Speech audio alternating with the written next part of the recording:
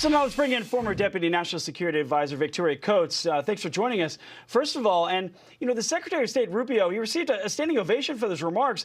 He talked about how the U.S. will remain forever tied to Europe, even as the U.S. pushes change in the relationship on trade and on the global policing part of that. What do you think about his speech? Oh, Edward, good to be with you. And it was a great speech. And as somebody who's the granddaughter of a captain in the U.S. Army who charged up Utah Beach in the second wave of D-Day, so his great-grandson, my son, doesn't have to. These were really important remarks by Secretary Rubio, and there were three buckets for it. There was the economic piece and the social piece, where, these are things you don't normally hear about in Munich, but about outsourcing our economy, opening our borders, that was a huge problem. About Europe's responsibility for Europe's security. If Europe has a 20 trillion GDP, and Russia has a $2 trillion GDP, this shouldn't be America's problem. But finally, and probably most important, what the Secretary said was, we are not here to manage the decline. We are here to get to the next golden age. And I think all three of those messages were needed, and they were very well received. Yeah, and Victoria, what he said was important, but we remember the tone the vice president had, J.D. Vance, a year ago during this speech. How important do you think this softer tone in the delivery was, while still holding President Trump's firm stance? Oh, I think it's good cop, bad cop. And as you just said, the key here is President Trump. And Vice President Vance and Secretary Rubio are both following the president's lead on this. And where he has been very hard on Europe, but also very encouraging to Europe. A year ago, everybody was asking, is President Trump going to get out of NATO? Of course he isn't. If you people actually pledge 5% of your GDP for defense, no, then this is great for both of us. It's a win-win.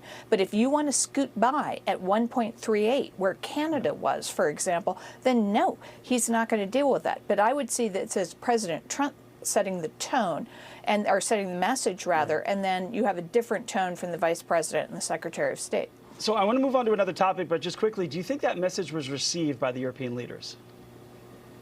I think it was. And I think you're seeing things today like the Poles saying that they're starting to look at being part of the nuclear umbrella. New Europe is standing up. Yeah. So tomorrow, the U.S. and Iran are set to hold their next round of nuclear negotiations. A president has moved a significant force now into the region within striking distance. What kind of teeth does that force add to these talks?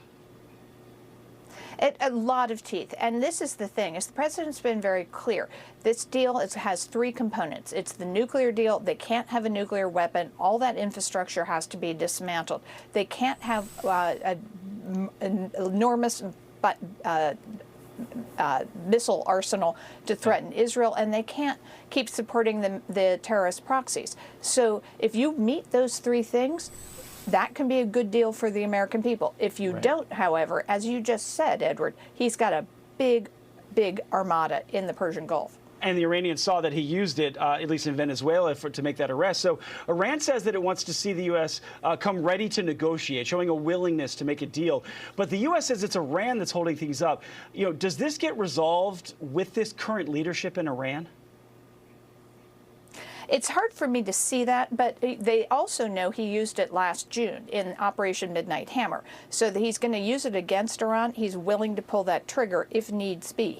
President would always prefer to use diplomatic means, but if they prove obstinate, then he's going to do something that's going to force them to make these concessions. We all hope for peace and we'll pray for peace, but if we need to use force, we have every option on the table. As the last topic, the Board of Peace meeting in Washington, D.C. This week. It's the first meeting as an official board. The president posting on Truth Social this, quote, member states have pledged more than $5 billion towards the Gaza humanitarian and reconstruction efforts and have committed thousands of personnel to the International Stabilization Force and local police to maintain security and peace for Gazans. Very importantly, Hamas must uphold its commitment and fulfill the mandate of demilitarization. So, Victoria, do we know if we don't know, first of all, if this plan will work, but the size of the donations from around the globe, is this a win yet? Well, it's a huge offer. It's an offer to the Palestinians living in Gaza. $5 billion is on the table for you. For all of the projects we all know need to be done, the electricity, the wastewater, the development of Gaza Marine, which is their natural gas assets, $5 billion goes a huge way in Gaza. Do you want that more than you want to be ruled by Hamas? And that's the question, because Hamas, if they lay down their arms, they've been given safe passage out of the Strip. Fine, get them out. Then all of this can happen. But that is the decision that has to be made, Edward. Yeah, and so the creation of this Board of Peace in Davos, the president said that he wants to work with the UN. Will this push the UN to be more relevant, do you think? I hope so. I mean, Ambassador Waltz and the rest of his great team at the UN have been doing mighty work in terms of reform, in terms of defunding things that don't work, in terms of redirecting resources to things that do. If that is possible and we can get a better, stronger United Nations, it could, for the first time in 80 years, actually fulfill its mandate. But up until now, I have a lot of concerns about these mechanisms. UNRWA, for example, the United Nations Relief Works Agency, these things have not been effective historically. So that's why the Board of Peace is so important. It's a new mechanism. It has new protocols. Hopefully it can, in conjunction with what already exists at the UN, make some good things happen. Well, we only have about 15 seconds here left, but, the Board of Peace, President Trump likes results. The Board of Peace will obviously move towards those results. Do you think this pushes the UN to move more towards results? That's certainly, I think, what's behind all of this, is that we should be having a more effective UN. These are billions and billions of U.S. taxpayer dollars that we've poured into this body.